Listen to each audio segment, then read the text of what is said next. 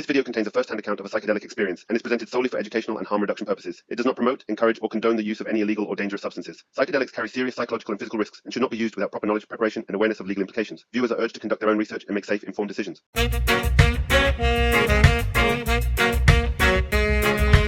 When one of my dealers told me I had to try Datura the summer of my freshman year, I was skeptical. I was working a lifeguarding job and needed to stay sharp. I could be called into action at any moment. He assured me that it wouldn't be a problem. He was wrong. He gave me one pod and told me that half would be sufficient. Being an experienced psychonaut, I figured I would take the whole pod. It took about an hour till I felt anything. After about 90 minutes, I began to feel very dizzy and lethargic, like being too drunk. I took a fat dab to try to stabilize, but felt nothing. I just fell asleep. When I awoke, I knew I had made a terrible mistake. Everything was blurry, but I was sure I was in an oven. I was really sweaty, and my elbows felt locked. I felt like I really had to relieve myself, but couldn't find the bathroom because I was blind. After about 15 minutes, my vision started to clear up, and I could see. I tried to get off of the couch, but it felt like I left my hands behind, and my legs could barely move. With incredible effort, I rolled off of the couch and began to crawl to the bathroom. I pulled myself onto the toilet and tried to defecate. I felt incredible relief until I looked in the bowl and there was nothing there. I tried again and like I was leaking. When I looked in the toilet again, the water had turned to blood. No matter how much I wiped, the toilet paper always came up bloody. As I left the bathroom, I looked in the mirror and saw my father. I knew I shouldn't talk to him then, so I left. When I entered my living room, I could see that some friends had come over. The only problem was, they had all died. Blood was flowing out of all of their orifices. It was horrifying and I ran to my room. I tried to go online but wouldn't turn on. Frustrated, I went to my desktop but couldn't remember my password. I just wanted to listen to some music, but all I could do was shake my computer. I ran past the party in my living room and out the front door. I looked in the sky and all I could see was green grass. I was sure it was making me insane, so I got into my car and just sat there for what could have been years. The next thing I remember, I was back in my house talking to my friend. She kept asking me if I was okay, but I couldn't speak. It was like no matter how loud I screamed, nothing would come out. Then my vision went blurry again, and I might have passed out. I awoke in what could only be called hell itself. It was like I had entered a dimension of pure agony. The floor covered in vomit 2 feet deep, and blood was gushing from my underwear. I waded to the bathroom to find that my dad had left a mirror. He was yelling at a younger version of myself, telling me that I would never be as successful as my brother, who recently died of giardia. I tried to pull down my pants to clean up the blood, but I realized I wasn't wearing anything. The only thing, I had a vagina. I am a man. I was ashamed in front of my father and began to weep until I realized I was just crying on the floor of my bathroom. I decided I needed some water, so I turned on the sink, but no matter what, the water was scalding. I remembered when my brother was really sick. Everything, even ice water, felt burning hot to him. It was like I was inhabiting his soul, and it felt good. I left the bathroom and my friends had turned into piles of rocks. I tried to piece them back together, but I couldn't hold on to anything. It felt like my hands were covered in grease. Needless to say, the rest of the night was something out of a dimension of unimaginable nightmares. Sometime around 5 a.m., I started to come down. My vision was fuzzy, and I kept seeing something moving in the corner of my vision. I went to sleep for a few hours and woke up relatively okay. The road to recovery has been long, but I'm hopeful that with the continued help of antipsychotics, I will in time be able to overcome the trauma I experienced on Datura. I would not recommend Datura to even the most experienced trippers. What I saw can only be described as my own worst nightmare. For 4 months, I searched obsessively for Datura stramonium, Jimson weed. I had looked at hundreds of pictures and read many articles on the elusive plant, but it wasn't until one day when I was coming home from work that it caught my eye. Something had been drawing my attention to a motel's jacuzzi each day as I passed by, but I had no idea what it was. One day I figured out that I don't usually notice something so intensely, so I decided to look a little closer. Boy, was I a happy camper. There she was, a huge juniper bush, mounted like a shrine in front of a mound with at least 15 Datura plants. At the top stood the mother, like a beautiful woman. It really freaked me out. The plant had such a powerful presence. I had to go back, so I planned to go that night on my bicycle and hop the fence to grab a portion of the treasure. This was probably a bad thing to do, crossing a fence to steal Datura plants. But she found me and presented me with this temptation. Months passed and the seeds just sat in my desk until one day when I met this kid traveling through town. We spent the night talking, and I just couldn't resist bringing up the subject of the Datura. He said that he had heard of it and had wanted to take it for a long time. His eagerness to test the plant made him seem a bit naive, but he insisted that he was ready. "Come on, dude, let's do it. It'll turn out good, and we will learn a lot." We went to the kitchen and ground 3/4 teaspoon of the seeds in the family coffee grinder for each of us, then packed it into our knapsacks for the camping trip which was planned for that night. We arrived at dusk and settled down, lit a fire, prayed, and downed the poulticed seeds without telling our friends. Stephen, the traveling kid, and I took a walk down the dirt road that ran through the center of the field. We were extremely attentive to how the seeds were affecting us. I listened closely. What would happen next? Her presence began to be felt about 100 yards down the road. We sat in the middle of the road and felt the world slipping from our control. Ego. We gazed at the distant fire. The world became so eerie, the voices and lives of our friends seemed another world away. I asked Stephen how it was coming. He said, "I'm taking a crap." I guess I followed him. We were in this together and didn't want to leave him, and sat with him for a few minutes and didn't even realize it. I was becoming a little delirious. We walked back to the campsite and sat down on a log. Our mouths became so dry, we chugged at least 2 quarts of water each. No resolve. We both lay down in concern. "Are you all right?" he whispered to me. We were both moaning and felt very scared, lonely, and regretful. My brother left and went home. I wanted to leave with him so badly, but this was my choice, and I said not a word and examined my life. I didn't want to die. I stumbled off to a ditch near the pasture so I could lie down. The world I once knew was disappearing. The stars multiplied. I felt like I was dying. I had to pee, so I tried to get up. My legs felt gel-like. I stumbled on some rocks and fell back down and began crying. I then pulled myself back to the campsite, 20 yards away, where the car was parked. I tried to crawl, but it was too difficult also. I flopped this body against the car and tried to pee, but I couldn't. I was in pain. I got back to my ditch and lay there and tried to pee, lying down. I gave up. An old Bob Dylan tune was echoed into the night sky from a car stereo. The song was very comforting, "One Too Many Mornings." I was startled when I noticed car lights reflecting on the trees around the pasture. I moved myself quickly to the car to turn off the music and uttered in fear that a car was coming. The guys were expecting some folks, so I lay down next to the fire. At this point, the delirium really set in, and my friends knew something now. It is so creepy remembering this. I was told that for the next couple hours, they watched me trying to grasp the physical world from the delusional. I was like a little kid, a caveman or something. I was trying to talk, but it all came out so jumbled in some other language. The guys became a little concerned. They told me that I kept walking off this wooden deck-like thing into a soggy creek bed. They found me there mangled and pulled me out with concern. I kept wandering back to the creek bed, stumbling off the deck into it. Around 4 a.m. they pulled me out and stood me up, and I kept peeing on myself. It was so relieving. I suppose everyone went to bed or something, 'cause I wandered off to the dirt road, the one that goes through the pasture. I felt energized and had control of my body now, still delirious. I had found Stephen. He sat me down and began to inform of something very unnerving. The night had a very evil feeling as it was. He said, "Man, I don't know what to do. I don't want this." He showed me his dark, long fingernails. His face was very old and hairy, werewolf-like.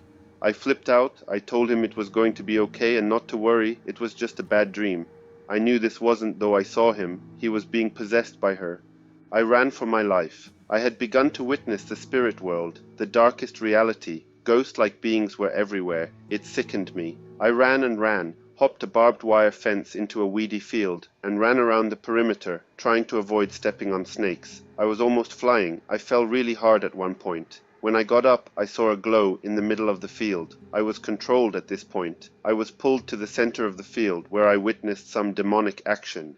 There were 7 guys and girls dressed in dark clothes, black hair, and pale skin. They were all enticed, basically making love with the plant. They danced around the glowing Datura plant. She was alive.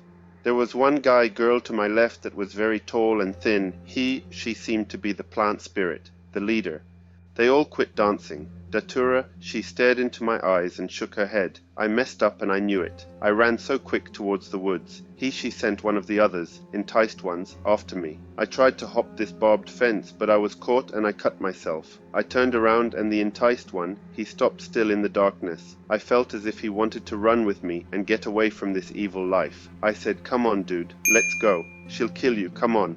He stopped, and it was as if something forced him to shake his head, saying, "No, no." I hopped the wire and ran up the hill, tore through vines, briar. Just tearing through, I leaped down the other side. Something stopped me and pulled my head up towards the ridge. There was the temptress, and she was after my life. She was capable of transformation and teleportation. I was so scared. I tore through the woods. I had to avoid 2 black jaguars. It was her. She is so tricky and evil. I came to the highway, and it was about dawn at this point. I kept running from her. She was so tricky. She had this power to dissipate, bow into the side of the road, and just vanish, leaving only slightly noticeable energy particles. She could move about so quickly like this. I spent the next hour running in terror. I had to prove my strength and that I wasn't going to give in. She would offer me things like power and drugs, girls, etc. She sat on top of a road sign with her legs crossed behind. What does this say? She tested my strength to the end. So wicked. I remember running. Cars were swerving in order to avoid me. I guess I was in the road. I didn't dare go into the woods. They had too much power in the darker areas. I could hear their evil laughter in the distance. He would bow into the ground every time a car would come around the corner. I was so scared and tired. I didn't know where I was, but I had to get out of there quickly. I tried signaling to the traffic that they were trying to get me. A lady pulled over and told me to get in. She knew something was wrong. I was too confused. She said she took me to a sheriff's station in another town. It turned out she was a psychologist. She spotted the terror. Most folks don't pick up crazed people. I was extremely blessed. I went to the station. She told the sheriff that I was confused and seemed very disturbed. I told the cop that I was being followed by evil kids that wanted to sacrifice me. He asked me if I had done any drugs. I said no because it was real. I had forgotten about the Datura and only remembered the cannabis leaf I smoked the day before. Besides, he wouldn't have believed me if I told him that I did. But he knew. They called my mother and brother. They came and got me. The plant left me with strange powers that I was soon to lose as I came down. By the way, I was informed that the cops went to check out that area. They actually looked in the cult members in the physical world. It was very kind of them. The plant is a very useful teacher, but also deadly. I don't know that it is worth the risk. I was so dehydrated my tonsils were bleeding. A cop came in and poured me a styrofoam cup of water. It was the best. I savored every drop. I dropped the cup of water on the floor. When I looked down, it was gone. There are many delusional things that happen also. It may be hard to distinguish the true lessons from the effects of poisoning. I got home, drank some water, took a long rest. It left me very lonely for months. My eyes were unable to focus for the following week. I went to my friend's house the next day. I had to find out what happened. Before describing anything on my part, he told me what he witnessed at the campsite. He was sober. He said he witnessed Stephen, the other induced one, become real old-looking. He was hairy like a dog, and it was clear, he said. He described exactly what happened to him and what I witnessed. The following week I went to the library to research more about Datura. A book read that it is common to have dreams involving lycanthropy, turning of man to wolf. How bizarre! This freaked me out. Please don't take this with a grain of salt or as an entertaining story. It was such a nightmare. I felt so lonely for so long, still recovering a year later. I must inform people of the deadliness of the Datura. She will trick you into death, and if you die, you may have more problems than just a dead body. She will have weakened you to the point of surrendering your soul to her. Watch out, and please take much precaution, brothers and sisters. Well, where I should start? I'm going to try to make this as easy to follow as possible. I hope I can actually do that, because I can barely follow it myself. I recall my friend David telling me about Angel's trumpet and how cool it was, but I guess he left out all the bad stuff he saw. I had come across the plant itself many times, never knowing what it actually was. I had obtained a large quantity, about 90, Datura stramonium seeds from a friend. I read a few hundred articles about it in various places on the internet. I read that Datura contains both atropine and scopolamine that interface directly with the CNS, central nervous system, so I know this is going to be very hard to control and could have prolonging after effects. I came to the conclusion to do a small amount. Now to the story. It was a Friday night. I was bored, nothing to do, so I figure it was about time to take the seeds I bought nearly a month ago. I wanted to do it when I had a long period of time to recover. So I took a deep breath and poured 35 seeds into my mouth and chewed them for about 2 seconds and about gagged and quickly swallowed them and chased it with water. About 5 minutes later, I remember this should take about 30 minutes to 3 hours to start, so I start playing Half-Life, and at about the part when you start meeting Marines is when I felt a little weird. I take a look around and feel my legs getting a little numb, so I figured I have to stand up for a bit. Well, that didn't work. I just fell over. I remember taking it, and remember other people saying that they get all drunk and feeling, so I just disregarded it and got back on my computer. I feel a lot weirder now than I did on the floor. I don't know how long I was there, but all I know is that I'm in a different state of mind now. I look back at my monitor and I try to move the mouse and it's gone. After a while of trying to find it, I give up and use my keyboard. All I wanted to do is play some music, so after like 60 attempts, I come to the conclusion it's frozen, so I restart. Nothing happened. I do it again and again, and finally it starts. I'm not sure if this was just the Datura or my computer was screwing up. The computer started and I forgot my password, and I am so mad. All I want to do is play some music. Then I punch the keyboard, it works, but my sink started to spray water all over the place. I'm a bit confused, and I go to turn it off, and as soon as I hit the tile, it turns off. I do a little dance back and forth from the carpet to the tile, turning the water on and off. It was so funny.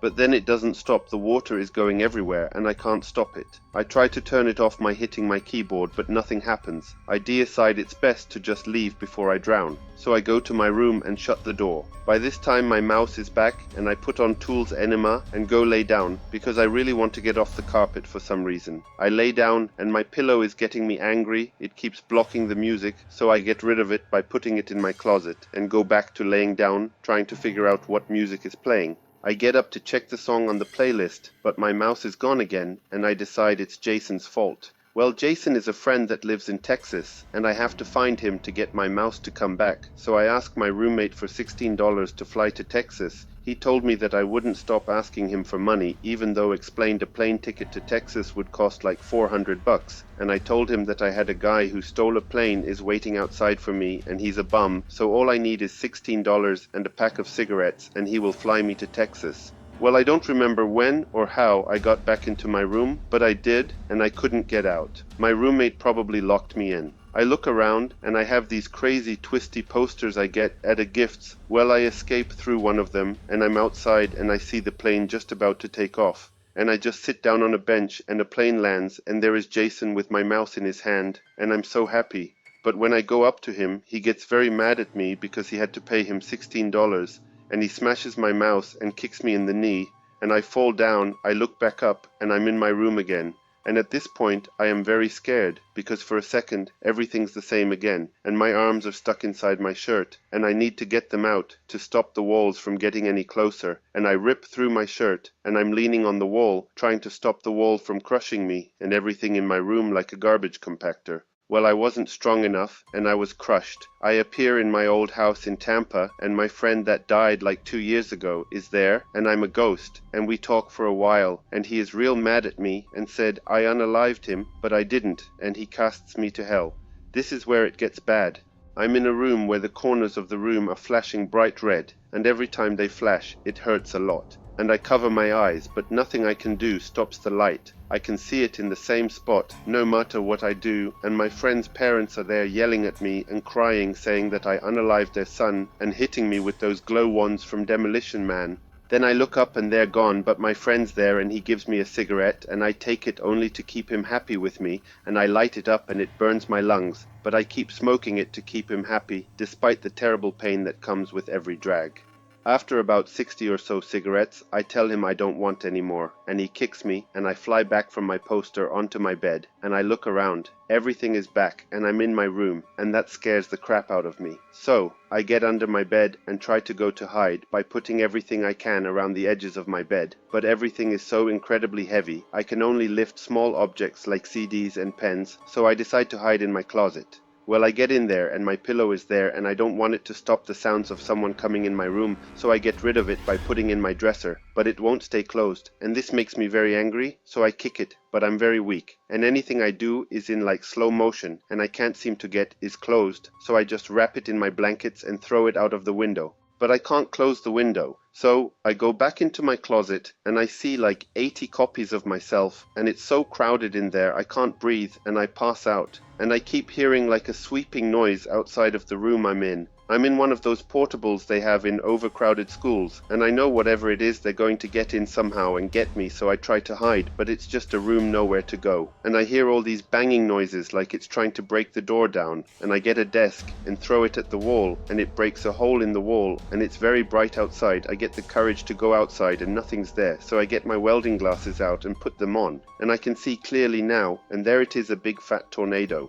I go back inside, and it hits the building and affects everyone in the area, and I'm all alone, with bodies everywhere. Then I see my house, I'm like, oh no, my brother was home, and I start to like rip the debris apart, and like I'm Superman. I'm like throwing huge pieces of broken house with ease, but the house was made of puzzle pieces, and I couldn't get them to stack up. They kept falling over back onto the pile. I try for days, but everything I do causes more damage, and the pieces keep getting smaller and smaller until it's like a big multicolored pile of sand, and it's like the future, and everything is more advanced and developed, but this small section of land where my house of sand is, and I'm in a glass ball, and there are like aliens looking at me, throw the glass and shaking it around like a snow globe. And one of the alien kids turns it over, and the house of sand falls on me, and I suffocate. I wake up to my roommate yelling at me, asking me why am I in his closet, and why did I throw his pillow out the window. I tried to tell him that it was going to stop the sound, but he can't understand. So, he explains to me that I must be high, and he thinks I'm on acid. I tell him acid is not good for him, and that he should try something that I have. And I handed him an empty bottle labeled Datura, and it all hits me it was all just a very bad trip. So I call my parents, and they're a little confused why I asked if they were okay. So I hang up and go take a shower, trying to get back to normal. It took about 6 to 8 weeks until I could actually see straight and sleep regularly and not expect to be killed at any moment.